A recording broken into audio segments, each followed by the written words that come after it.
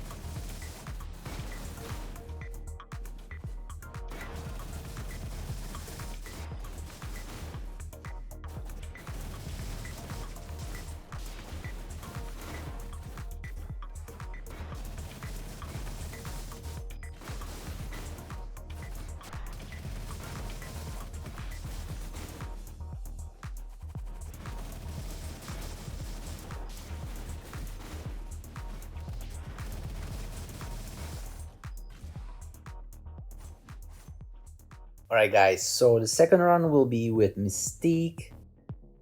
While I show you her stats and build, let me again talk a bit about the team that I'll be using and some key points.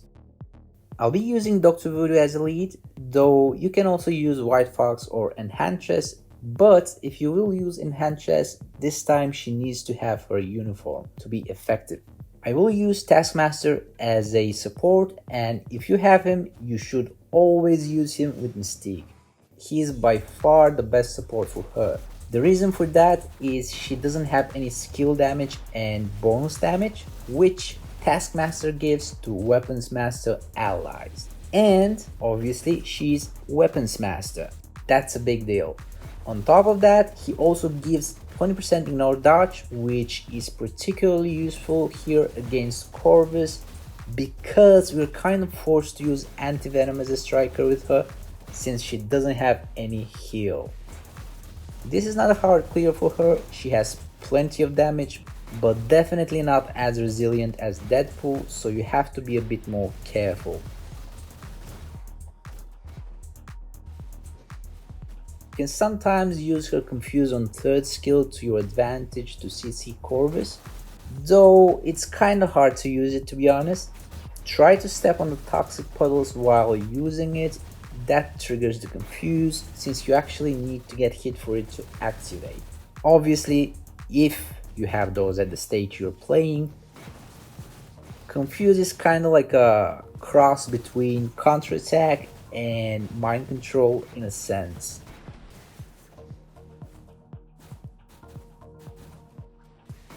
My Mystique has Rage, but she can definitely do it even with a regular proc CTP or Obelisk.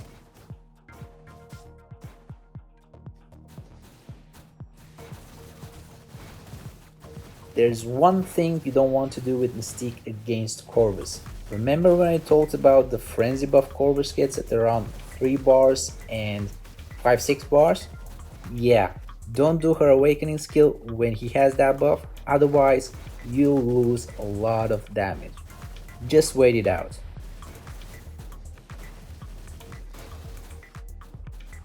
Okay, so the third run will be with Odin.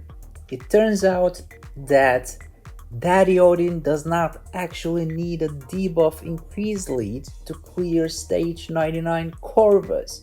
Yeah, I know, crazy. Dude is busted. Now, again, I'll show you his build and I'll talk about the team and some key points. Also, the run again will roll on double speed. So, I will use Nick Fury as a lead and Coulson as a support. Seems like he has the full support of Shield. Obviously, Fury is the best lead slash support for heroes, and Coulson is really important because of the guaranteed critical rate he gives, since Odin is rocking a CTP of Rage.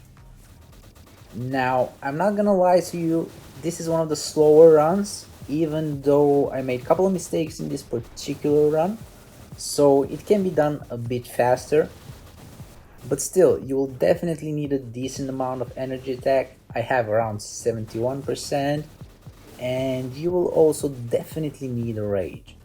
As a matter of fact, this is probably the only stage 99 clear you will see today that you need a rage for. That being said, having a rage on Odin wouldn't be a mistake at all. Quite the opposite, it would be a really good choice. As you see, I'm not using any ignore dodge strikers with him because he gets 100% ignore dodge from his 4th skill. This kind of forces us to incorporate the 4th skill even in the tier 3 rotation. Usually I'm not using the 4th skill when I'm doing the tier 3 rotation against other bosses. One thing I hate about Odin playing against Corvus is Odin seems like has a gap in his 5th skill iframe. Sometimes Corvus will iframe just during that gap, which will cancel Odin's 5th skill, which is really bad because that means you don't get the all defense down, which means you pretty much lose the whole rotation. Even if Corvus doesn't iframe, which means he's not gonna cancel Odin's 5th skill, he will just move far away from you, and then you can cancel the 5th skill of Odin into 4 because Corvus will be out of 4 skills range, and you'll just stay there stuck at 5th skills animation. This is pretty much the only annoyance Odin has against Corvus. Everything else is smooth sailing. Alright, let's move to the next run. In this one, we will use the Nimrod trick / method. The team is White Fox as a lead, Professor X as main DPS character, and Nimrod as all defense down provider. I talked about this strat when I showed you the stage 99 Cull clear with Odin and stage 99 Proxima clear with Medusa. As a matter of fact, you can use Medusa here too, or Odin if you wish. Essentially, what you do is CC Corvus with White Fox, switch to Nimrod, apply all defense down, switch to Professor X, and lock Corvus down and deal damage. rinse and repeat. Pretty easy. Now there are a couple of reasons why Professor X is the better choice here. First, he can take advantage of White Fox's tier 2 passive since he has the leadership tag. Second, he has the ability to CC the boss. This is important if the main DPS character you're using doesn't have all defense down that ignores immunity itself. Because if the character doesn't have all defense down, that means you will have to rely solely on Nimrod to reach the all defense down cap. With a lot of characters that is a problem since Corvus moves a lot, does not stay in one place. And the way Nimrod applies all defense down is with that puddle slash circle thing he puts down, so the boss has to stay on that. That's another reason why Professor X is good, because he will just lock down Corvus. Technically, for this strat to work, you only need a high raw damage character, but in reality, if that character doesn't have a long CC or all defense down, things get a bit complicated and harder to control. That's why it's way easier to execute this strat with characters like Professor X, Scarlet Witch, Odin, Medusa, etc. Essentially characters that have long CC or all defense down. You can see that Professor X is super fast here. He actually one-shots the second phase. That's why this run was on normal speed. The first phase is slower because don't forget that Corvus has additional energy defense on the first part of the fight. Okay, let's move to the next clear. Now, this strat I have never showed you on the channel, but it is not something new. So, I'm gonna put Doctor Strange and Weapon Hex in the team, not as a striker. And I'm gonna show you this strat with two DPS characters. The first run will be with Dr. Octopus, and the second run will be with Quicksilver. Now this will be kind of slow since Dr. Octopus has CTP of Destruction on, and Quicksilver has just a regular Obelisk on. That's why we are back to double speed rolls. This is crazy. As I said previously, essentially you need only one rage for all those stage 99 clears, and that's only for Odin. I believe Mystique can do it just with a regular proc easily. So I'm gonna use Doctor Strange as a lead, which will give 20% ignore dodge, and the energy attack obviously doesn't matter in this particular instance. With Dr. Octopus, I used two ignore dodge strikers.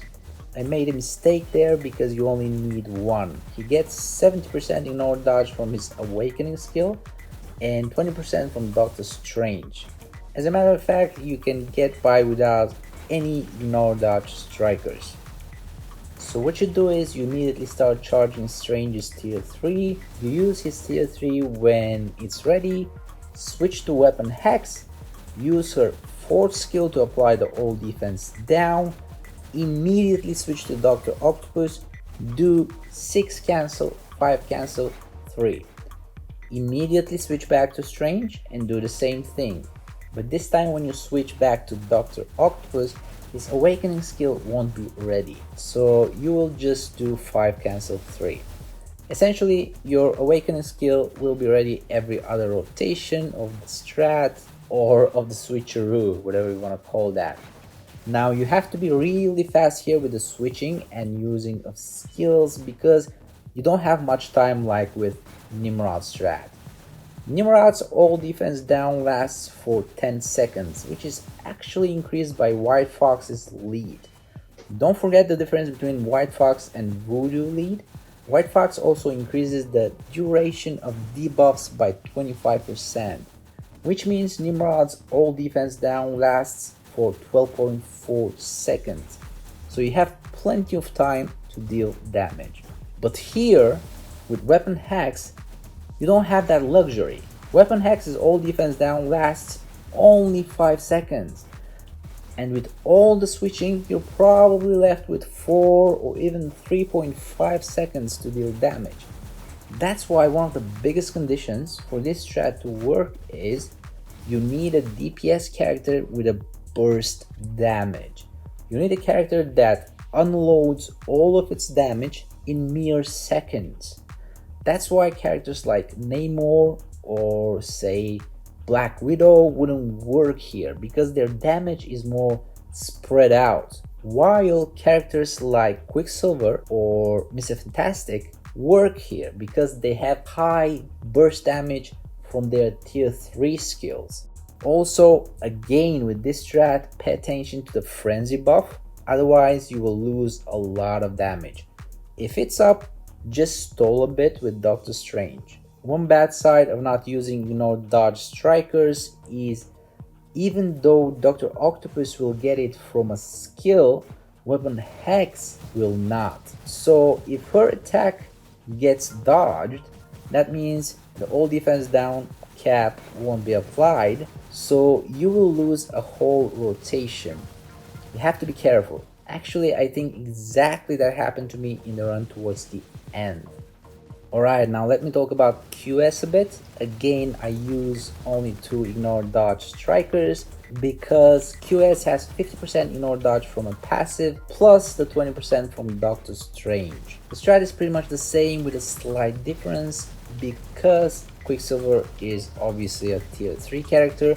He has to charge his tier 3 while awakening characters have their awakening skill on a set cooldown. So what you do with Quicksilver, or if you're using any other tier 3 character for that matter, is when you start, you immediately switch to QS, you just spam some skills and charge his tier 3 to around 65-70% and then switch back to Strange. Charge Strange's tier 3, do it when ready, switch to Weapon Hex, apply the all defense down, switch to QS, and you can do either 3 cancel 5 cancel tier 3 or 3 cancel tier 3. Now the first one will obviously deal more damage, but as you will see in my run, there is a high chance of missing a proc if he has an obelisk or CTP with regular proc on. With Rage, it would be obviously a piece of cake. Again, before switching back to Strain, charge the tier 3 to 65-70%.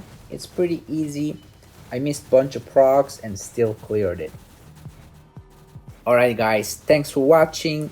I really appreciate it. I hope you enjoyed and liked the video. MLO keep peace out and leave you here. I hope to see you again next time. Peace.